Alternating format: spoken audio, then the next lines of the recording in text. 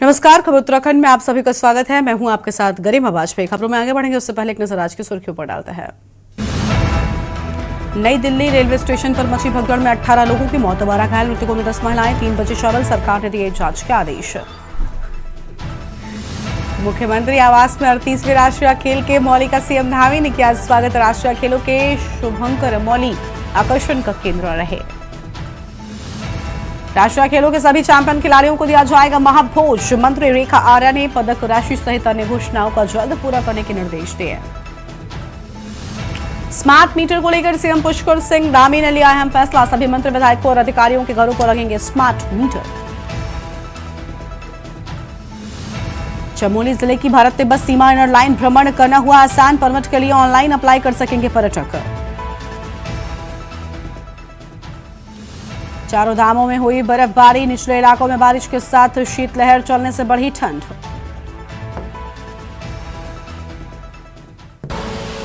आप देख रहे हैं के न्यूज, खबरों का सार।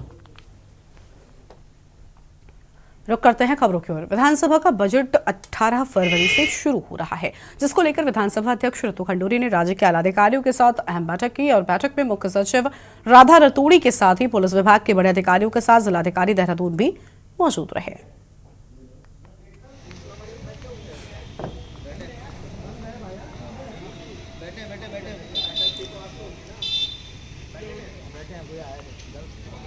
लोग ई-नेवा शुरू करने जा रहे हैं और भारत सरकार और उत्तराखंड सरकार दोनों का आभार व्यक्त करती हूँ कि उन्होंने इस डिजिटाइजेशन के इस काम को आगे बढ़ाने का हमको हमारे साथ रहे और फंडिंग हमको की।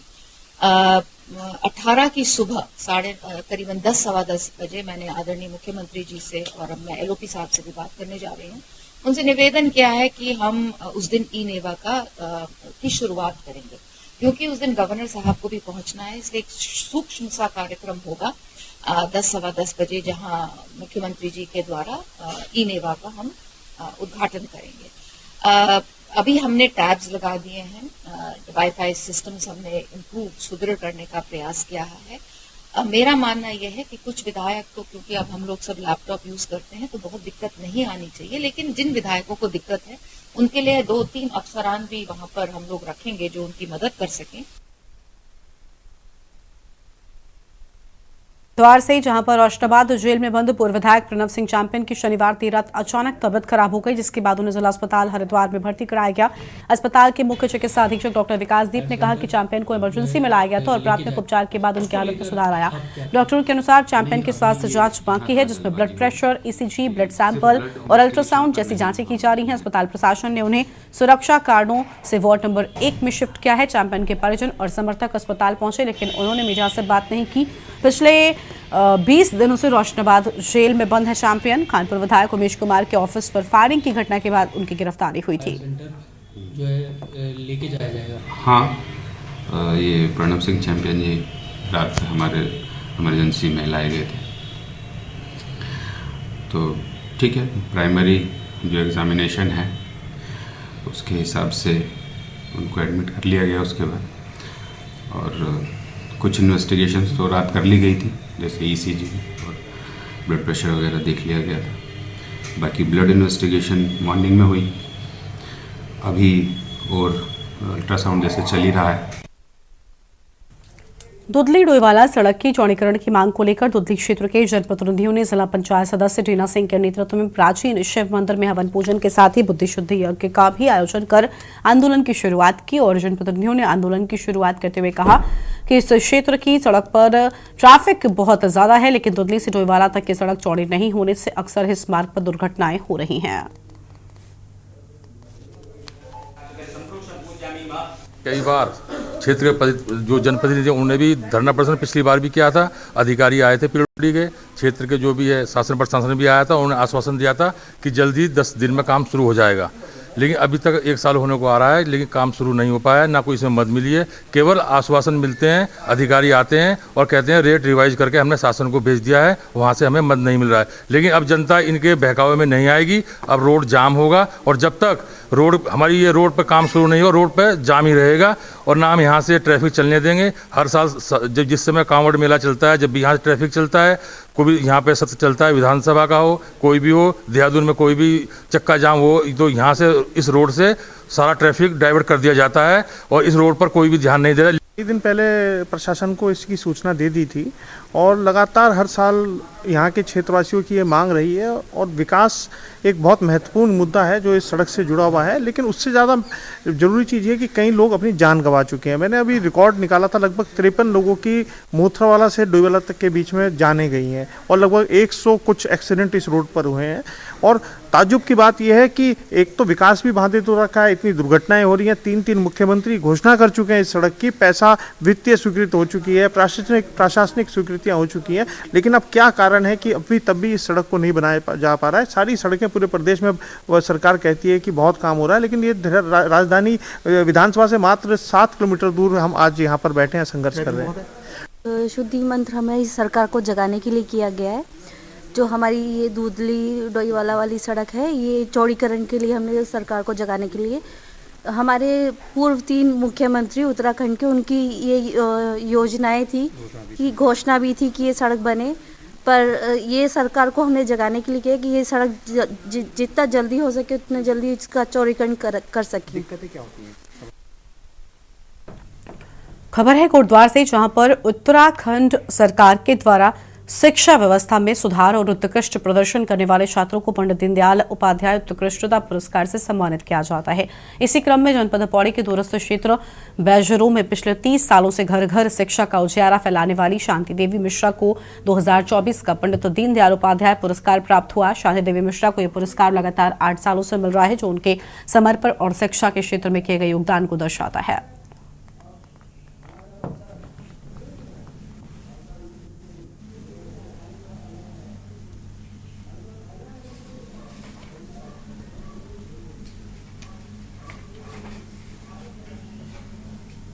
फोर से काम कर रही हूँ पहाड़ों में, तो लगभग 30-31 साल हो गए हैं और लगातार 7 वर्ष 8वां साल है जब हमको लगातार पंडित दीनदयाल शैक्षिक उत्कृष्टता पुरस्कार मिल रहा है। तो पहाड़ों में काम करना बहुत कठिन है, क्योंकि पहाड़ों में आज पलायन बहुत हो गया है। जो धनी वर्ग है वो तो पलायन कर चुका है, वहाँ पर केवल गरीब आदमी रह गया है। तो आर्थिक जो स्थिति है बहुत ख़राब है और हम टीचर को सैलरी भी नहीं दे पाते, लेकिन फिर भी हमारी टीचरों की मेहनत से और हमारे अपनी लगन के कारण हम लगभग कम से कम 10 साल से लगातार 100% परिणाम दे रहे हैं। उत्तराखंड में 18 फरवरी होने वाले बजट सत्र की तैयारियों को लेकर आज उत्तराखंड विधानसभा अध्यक्ष रितु खंडूरी ने अधिकारियों के साथ बैठक की। बातचीत करते हुए उन्होंने कहा कि 30 विधायकों ने कुल 521 सवाल भेजे हैं, वहीं केवल 2 विधेयक विधानसभा में आए हैं और बजट सत्र की शुरुआत को लेकर सभी तैयारियां भी पूरी की जा चुकी हैं।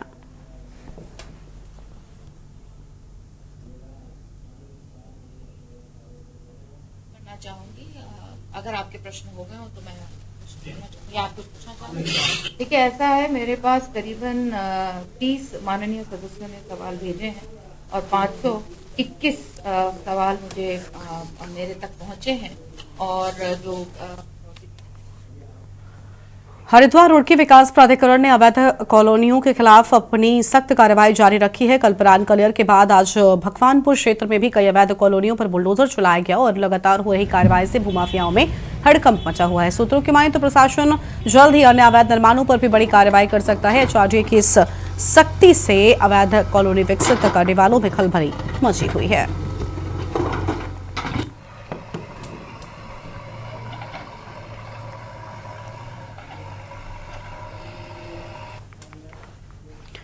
रुड़की में कारोबारी की कार का शीशा तोड़कर टप्पेबाज ने लैपटॉप और उसकी पत्नी का पर्स चोरी कर लिया। यह घटना रुड़की टॉकीज के पास एचडीएफसी बैंक के समीप हुई है। कारोबारी शोभित वर्मा अपनी पत्नी के साथ होटल में खाना खाने गए थे, कार पार्क करके गए थे। उसी दौरान बाइक सवार टप्पेबाज ने कार का शीशा तोड़ा, अंदर रखा सामान चुरा लिया। कारोबारी वापस लौटे तो कार का शीशा टूटा मिला और सामान गायब। मामले की जानकारी पुलिस को दी गई। सीसीटीवी फुटेज में आरोपी की करतूत कैद हो गई है। पुलिस जांच कर रही है।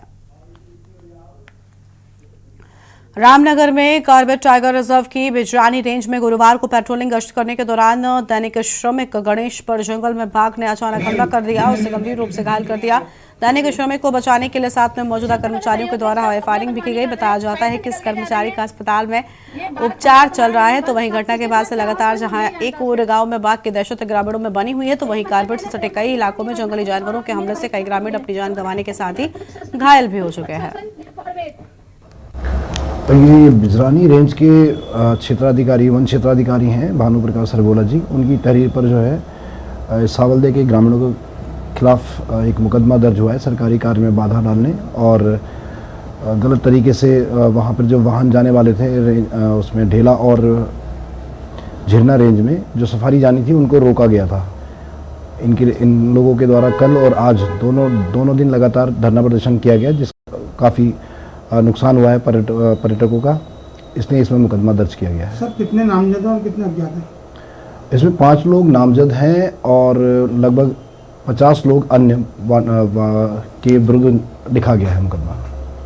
से खबर है, आगामी शारदीय कांवड़ मेला यात्रा की व्यवस्थाओं को लेकर रोशनाबाद पुलिस कार्यालय में पुलिस विभाग के अधिकारियों की सिडकुल मैन्युफैक्चरिंग एसोसिएशन एवं SIDCUL truck owner welfare association पदाधिकारियों के एक गोष्ठी की गई, जिसमें पुलिस अधिकारियों ने मौजूद सभी को निर्देश देते हुए कहा कि ऋषिकेश, देहरादून, हरिद्वार से बिजनौर, रुद्रपुर, नैनीताल की ओर जाने वाले समस्त भारी वाहन हरिद्वार से रुड़की, मुजफ्फरनगर, मीरापुर, बिजनौर, नूरपुर, मुरादाबाद, काशीपुर होते हुए अपने गंतव्य स्थान के लिए भेजा जाएगा व वापसी का मार्ग भी यही रहेगा। किसी भी प्रकार का कोई भी भारी वाहन चंडी चौक से श्यामपुर की तरफ नहीं जाएगा। शारदीय कावड़ को लेकर सिडकुल इंडस्ट्रियल एसोसिएशन के कुछ पदाधिकारी एवं truck and transport welfare association के कुछ लोगों के साथ एक बैठक और गोष्ठी आयोजित की गई थी, जिसमें हमने एक रूपरेखा तैयार की है, जिससे शारदीय कावड़ बहुत सकुशल तरीके से संपन्न हो जाए और कम से कम असुविधा हो लोगों को। देखिए, इस बार उत्तर प्रदेश पुलिस ने और ख़ास तौर पे बिजनौर, मुरादाबाद और उससे जुड़े हुए जो ज़िले हैं उनमें शारदीय कावड़ का काफ़ी प्रभाव देखने को मिल रहा है और कई संस्थाओं ने उसके प्लानिंग भी है, जिसकी वजह से पुलिस ने कुछ एहतियात के तौर पे कुछ व्यवस्थाएं की हैं, जिसमें ख़ास तौर पे ट्रैफिक डाइवर्जन किया है बिजनौर ज़िले और मुरादाबाद ज़िलों में। अब चूँकि उत्तराखंड की जो वाहन अगर वो यूपी में जा रहे हैं और इस चंडी पुल के आगे से जा रहे हैं, तो उनके लिए विशेष व्यवस्था बनाई गई है और ख़ास तौर पे वो रूट जो है हमें अलाउ किया गया है कि हम पंजाब से आने वाला है, चाहे वो यूपी उत्तराखंड से आने वाला है, वो सभी जो है हमें रुड़की, मुजफ्फरनगर और मीरापुर वाला मार्ग हमें यूज़ करना होगा। एक यहाँ पर लौटेंगे।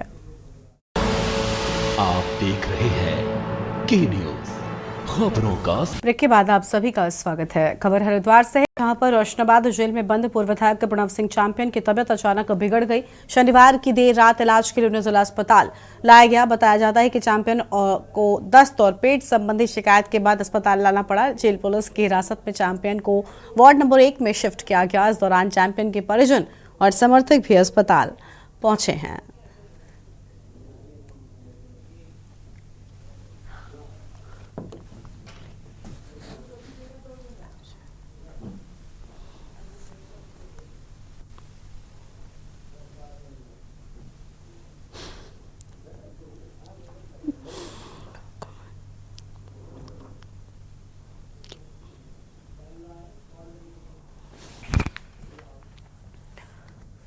हरिद्वार से खबर, दल की सामाजिक संस्था अभिनव समाज ने आज 170 लावारिस लोगों की अस्थियों को मां गंगा में विसर्जित किया है और कनखल स्थित सती घाट पर पंडित विनय प्रधान ने पूरे विधि विधान से के साथ में अस्थियों का विसर्जन संस्कार संपन्न कराया। यह अस्थियां दल के शमशान घाटों से एकत्रित की गई थी। संस्था के संस्थापक जी.के. गुप्ता ने कहा कि उनकी संस्था अब तक 370 लावारिस अस्थियां गंगा में विसर्जित कर चुकी है।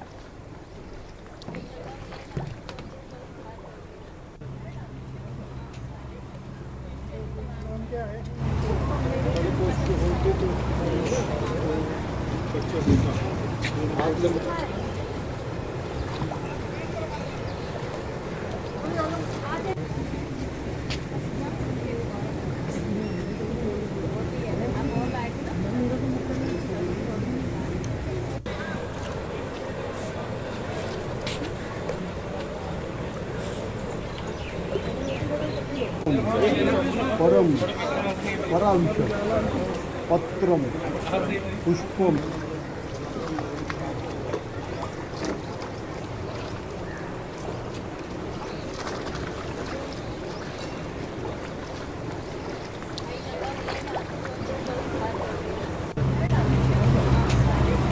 मैं ये कहना चाहती हूँ लोगों को पता हो कि जो लोग अपने लोगों को जो माता पिता को छोड़ देते हैं ऐसे वहीं समाधि के उसमें से ले नहीं जाते, उन्हें ऐसे बिना पैसे के कारण बहुत सी परेशानियों के कारण वो लोग वहीं छोड़ देते हैं, तो उनको मुक्ति मिलती नहीं है। तो मुक्ति तो किसी की ना किसी के द्वारा मिलनी चाहिए ना। तो हम लोग ये जो मुहैया चलाए हैं अभिनव समाज के द्वारा, जो हमारे जी.के. गुप्ता जी महोदय हैं, उन्होंने ही ये हम लोग को बताया कि ये करना चाहिए कि नहीं करना चाहिए। तो हम लोगों ने कहा अगर आप आगे बढ़ रहे हैं तो हम लोग आपके साथ हैं, आप एक बार स्टार्ट करिए और हम लोग ये ज़रूर करेंगे, है ना। आज हम लोग 170 अस्थियां लेके आए हैं जी, और सारी दिल्ली के शमशान घाटों से आई हैं, और सभी लावारिस लोगों की हैं, या कई और बच्चे भी कई बार नहीं लेके जाते, खर्चे के चक्कर में हमें कैसे लेके जाएं, वहीं शमशान में छोड़ जाते हैं। तो आज ऊपर वाले ने इनकी सेवा का मौका दिया है, कर रहे हैं जी। दिल्ली के शमशान घाटों में जाते हैं जी, उनके पास जो लावारिस हों जहाँ से, वो हमारी गाड़ी उठाती है। ये हमारा तीसरी बार आए हैं जी सती घाट पे। आज की मिला के हमारी तकरीबन ये 370 हो जाएंगे जी। इस बुलेटिन में इतना ही। आप देखते रहिए न्यूज़ इंडिया। नमस्कार। आप देख रहे हैं के न्यूज़, खबरों का सारथी।